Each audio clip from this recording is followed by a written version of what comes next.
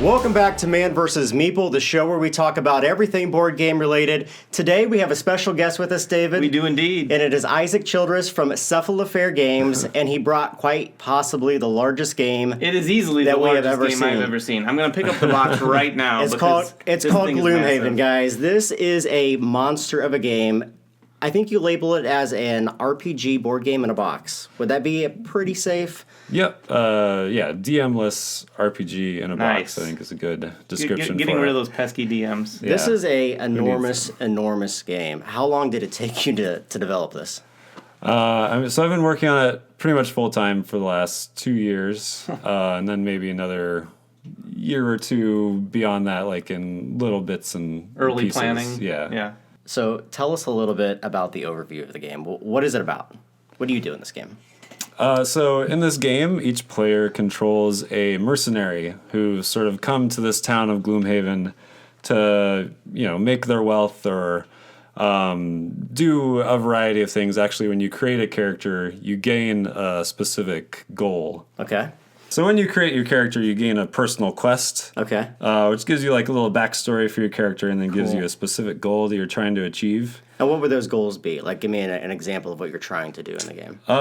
It might just be like kill X number of some specific type of enemy, or like get a bunch of items, or get a bunch of money. So these are really just personalized ones, not really the scope of the quest you're on.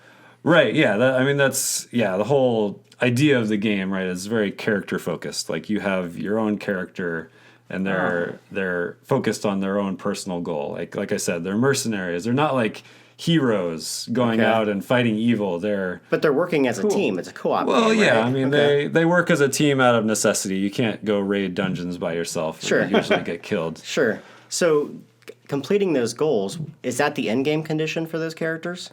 Right, yeah. So what happens is when I achieve this goal, and it might take me like 10 or 15 sessions of different scenarios to achieve this goal. Okay. And then my character gets to retire.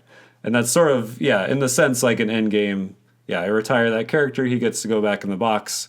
But obviously you can still keep playing by creating new characters. And that's what those boxes are up there, right? Right, yeah. So these are the 17 different character classes. I think that's 16 because there's one back there. Yeah. But there are 6 to start with, and then there are another 11 that you get to unlock by playing the game. And how you unlock them is by completing these goals. Does any of that information carry on to your new characters?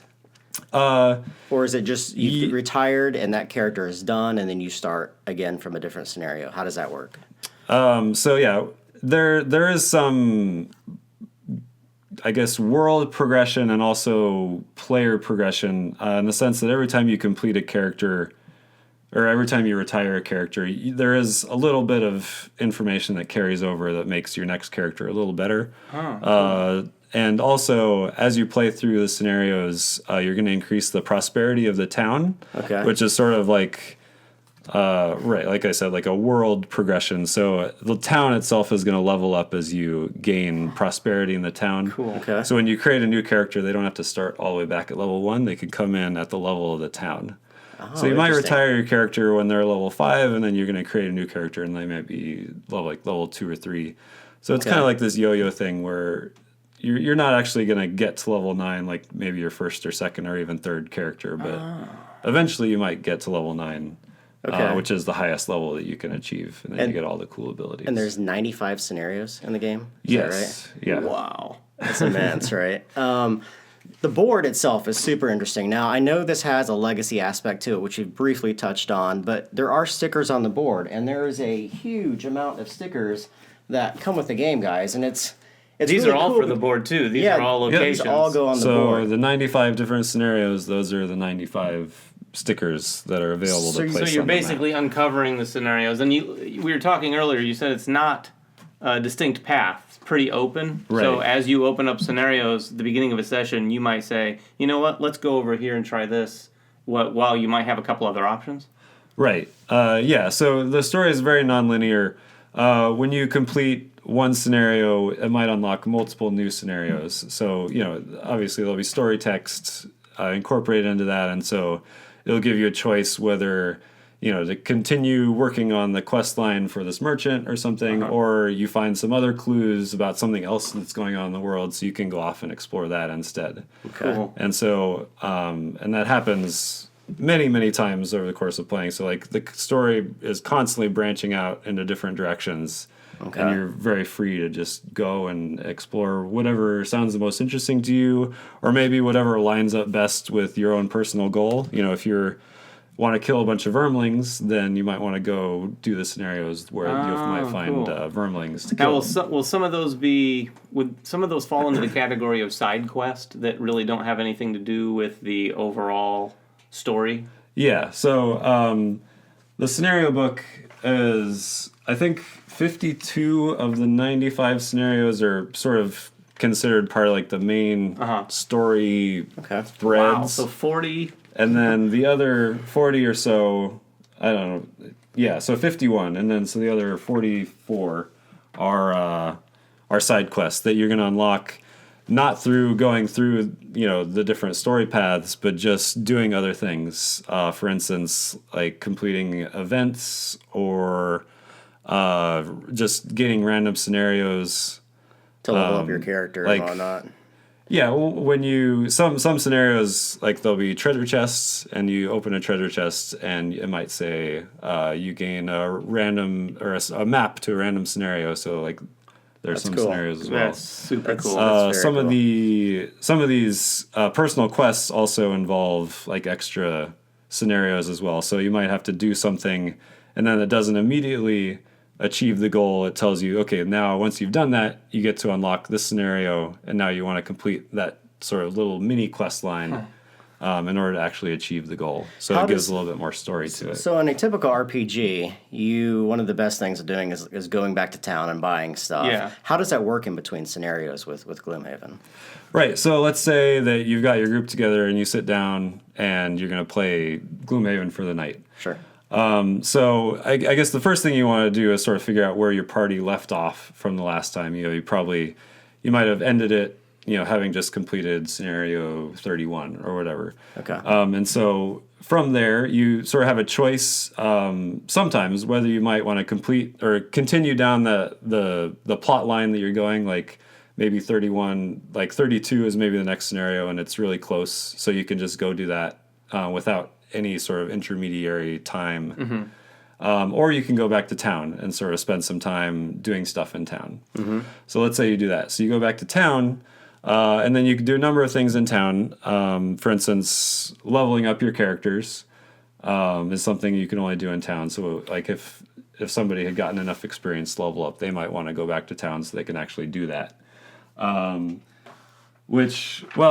sort of maybe talk about leveling up characters more once I talk more Okay. about characters. Sure. But what else you can do in town is buy new items. Okay. So you've got a stack of items. So this stack right here is items that are available from the beginning of the game, and then this giant stack is sort of stuff you get to unlock. So kind of like shop items, you can go through and just buy whatever you Right, need. yeah. And So then if you get a items bunch of you'll money, find. Okay. yeah, then you can go back to town and buy items. And these would be items you can find, or maybe even items as the town. Yeah, so upgrades. I'd say like maybe half of those items is items that will unlock by increasing your prosperity. So every Cool. time the town levels up, you get access to more items. This is an impressive stack Yeah, of how stuff many here. how many things are in the item deck? There's again, combined? 133 items. 133 unique items, which is Yep. crazy. Yeah, And that's- they're beautiful, by the way, too. Not only the Yeah. graphic design, but the artwork on these things is awesome. So you have city cards and road cards. What are those?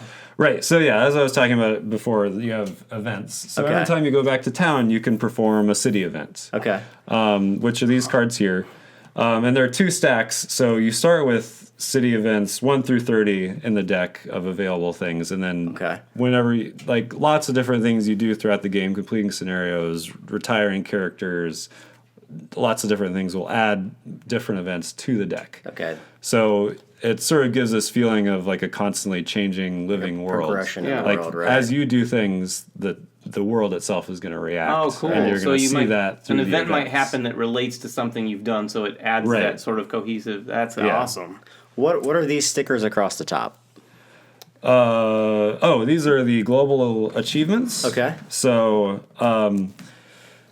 I guess that this sort of goes back to what we were talking about, or maybe we were talking about it before the camera started, Okay. but the idea that some scenarios might get blocked off to you as you play through the game. The example I like to give is like you might be doing a quest line for like a necromancer.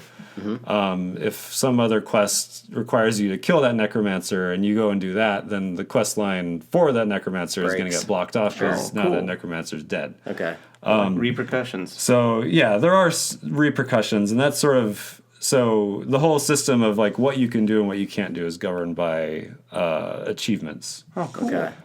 So as you do different, and also it's just cool to like you achieve some big thing and now you get to put a sticker on the board. Okay. So you kill some big boss and that might get you a sticker as now that boss is dead, or like the necromancer. And again, I have to. You probably don't think this is a big deal since you've been working on this for so long, but the fact that you even have different looking banners for all these stickers instead of just the same banner with static words, It's impressive. It really, it's incredibly impressive. It really makes it'll end up making the board look amazing when you get all these things on. Well, I mean that's all my graphic designer Josh McDowell. He's amazing. Yeah, it's really, really good stuff. And you mentioned this earlier. I wanted to point this out because this thing, the scenario book that comes with this, looks like a role-playing Yeah, game it looks book. like a Dungeon Master book for sure. But what's interesting, you were telling us before recording that you want it to be a pretty in-depth and complex game, but you were saying you can pretty much teach someone to play pretty quickly, and then they can be off to the races. I mean, what would you say is the most complex hurdle when you're getting someone into the game? Well, I mean, I guess that depends, right? So the person who owns the box is maybe going to have a bit more of a challenge. Yeah, that's how it goes. And, just sorting everything and preparing the session before everyone else shows up. Right. So the biggest hurdle for them is going to be once they open the box and just see the massive amount of stuff inside. There is going to be an insert to help you keep all the cards sorted and everything. Okay. At least they don't have to DM.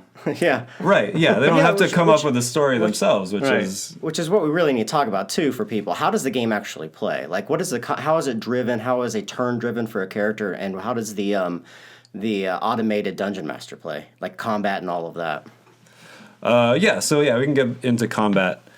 So, like I said, when you sit down to play the game, after you do all the stuff in the city or whatever you want to do, then you're going to look at the map and see all the stickers that you've unlocked on the map, and decide what you want to do. Okay. Right, so we want to go do scenario 1, let's say, so we point to that, and then this whole map would then sort of be done for the night, or at least for the session, because what you would then do is you'd set up individual scenario. Okay. And how you do that is, like we said, in the scenario book. So, like, if you go to the first page of the scenario book, it'll tell you, how to set up the first scenario. Right.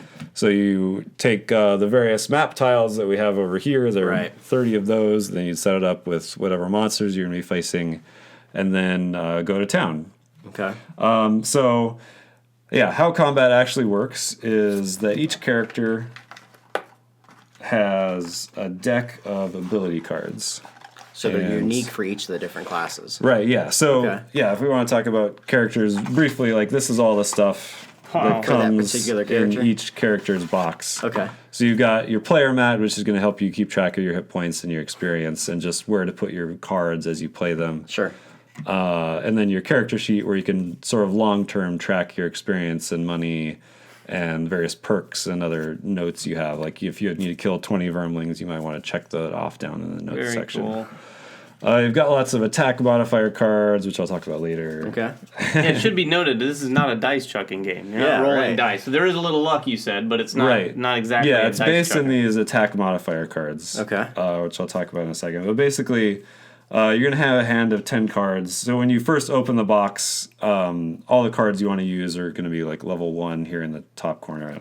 Okay. I see. But anyway, so I don't know where I should show this. No, that's fine. Oh, that's all right. So you have a hand of cards, and each round what you're going to be doing is playing 2 cards from your hand. Okay. And each card has 2 actions on it, a top action and a bottom action. So the idea here is once it's your turn, and your turn is based on the initiative values in the middle here, But once it's your turn, you're going to do the top action of one card and the bottom action of the other card. Okay. So each card in your deck is totally different. In general, like the top actions are more attack based and the bottom actions are more move based, but there's a whole lot of variability here. So it's there's a lot of decisions to make. So there's hand management in the game. Right, yeah, lots of hand management. So so you have your 10 cards, you're going to play 2 cards and do the actions of those, and then those are going to go in your discard pile. Okay. And so, next round you're only going to have 8 cards to pick from. Gotcha. So round over round, you're going to have fewer and fewer cards in your hand to pick. Also, sometimes a card might have an X in the corner here. Like, so if I do this ability, it's like a super powered ability. I'm going to do a bunch of damage and lots of cool stuff. Okay. But then I can only do that once. Okay. So instead of discarding the card, I have to lose it.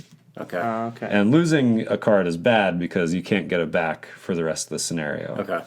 And so that's what pretty much what the whole scenario is about, is trying to get through and kill all the monsters before you lose all your cards. Oh, interesting. Because what's going to happen is you discard your cards. Eventually, you're going to not have any cards in your hand to play, or maybe the cards you have left are not great. Okay. And you want your discards back, you have to do a rest. Okay. And when you rest, you get to take all your discards back, but you still have to lose one of them. Okay. So there's a timer to the game, and no matter what you do, you're going to be losing cards as you play. So a scenario is probably going to take, what, 30 minutes per person? Yeah, that's what it says on the box. Okay.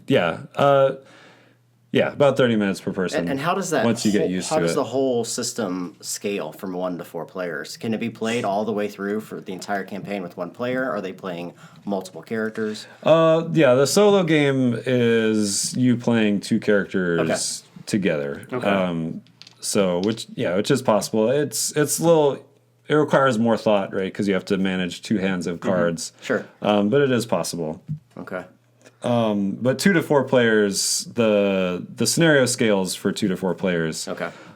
Based on the icons here on the board. So like if you look at each individual monster icon, there's 3 sides to it, and so it tells you like the top left side is 2 players, then right side is 3 players, and the bottom is 4 players. So it tells you like in a 3-player game, you're just looking at this side of all the monster tiles, and that tells you where to put all the monsters on the board. Huh, cool. And sorry for interrupting, but combat too.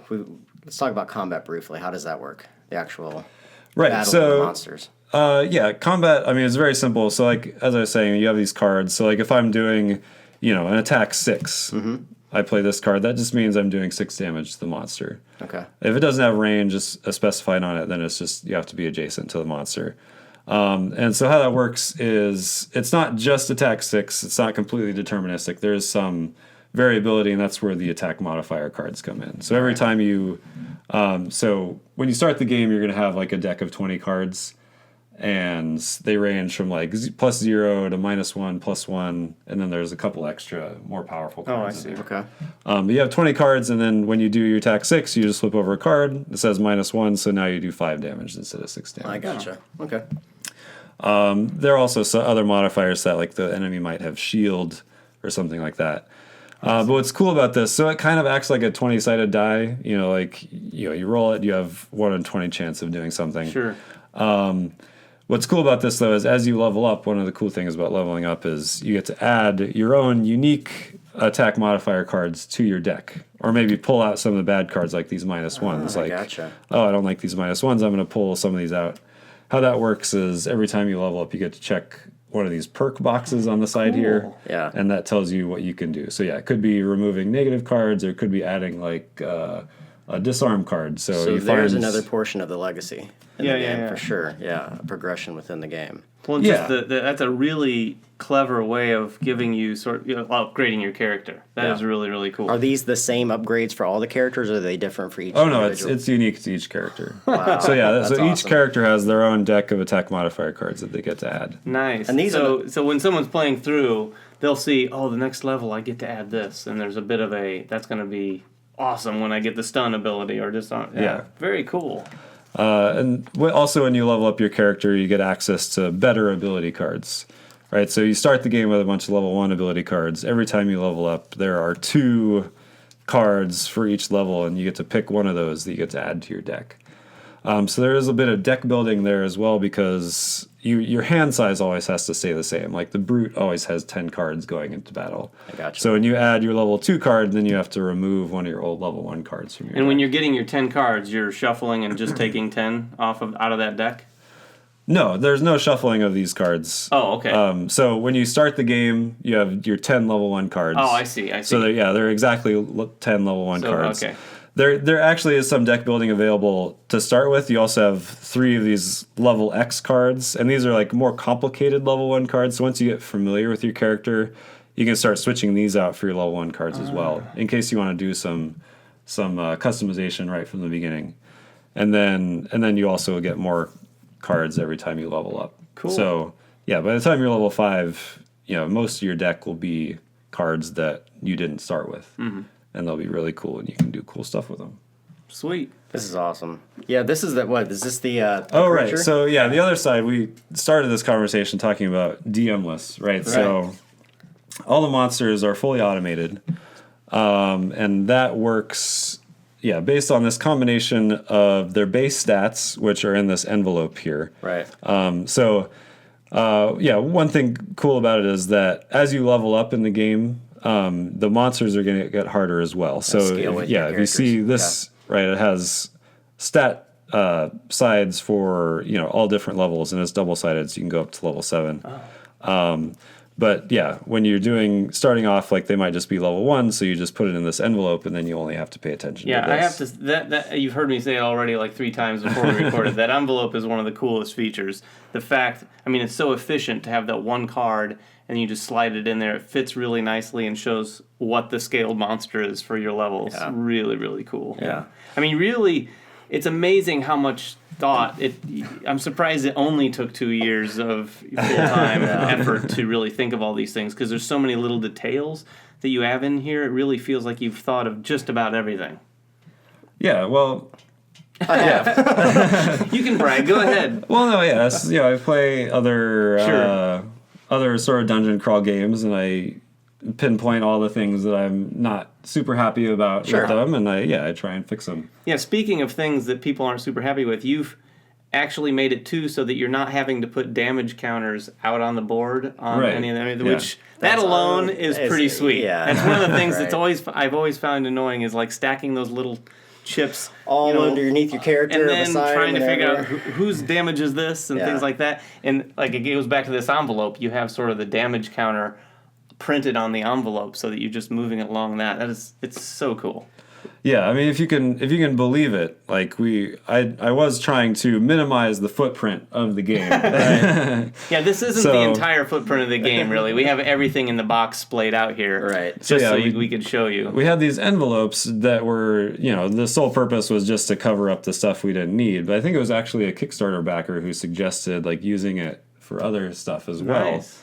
And then that ended up working out really well. So each monster standee has a number on it, which was already there because you sort of need to have a deterministic way in which they move, right? So all monsters activate at the same time, and they activate in numerical order. I see. But now that number can also correspond to these spaces on this envelope. So if I do damage to number 1, I just put the damage tracker tokens on here, and I don't have to put them on the board and move them around. Cool, and that's a great Kickstarter story too. Yeah, just the fact that the community was involved and helped evolve the game. That's awesome. Was very much involved in this game.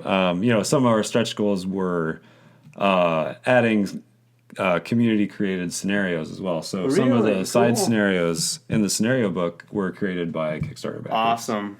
That is awesome. It's a great story. So when is this actually coming out? When can backers and consumers get their hands on this? So it should be delivering to Kickstarter backers and pre-orders in January. Hopefully early January, but I'm just going to say January at this point because we're always you already said delays. it. You said early January. You're going to get calls. And they can still pre-order on Cephalofair's website and on the Kickstarter page itself. Yeah. They're probably the easiest thing to do if you can't spell Cephalofair is so I can't even pronounce it. Cephalofair is just go to the Kickstarter website and right at the top there's a green button for pre-ordering. Cool. Still available. It's $99 for the pre-order. Another $10 if you're shipping to like Europe or other places. Yeah. Wow. Cool. Well, thank you, yeah, Isaac. thanks a lot for coming. This We is probably- incredibly impressive. Yeah, and we probably just barely scratched the Yeah, surface. I know. I'm Yeah, there's sure. a lot of other stuff. But Yeah, you may not leave with this game. So. Anyway, guys, thanks for watching. That is Gloomhaven by Isaac Childress. Make sure you guys make comments below. Please subscribe to us on YouTube. Follow us on Twitter, like us on Facebook, Absolutely. and everything else that we do. And catch us next time on Man vs. Meeple. Bye-bye. Bye. Season 1 of Man vs. Meeple is sponsored by TMG Games, publisher of great games like Yokohama, Guilds of London, and the soon-to-be-released Colosseum.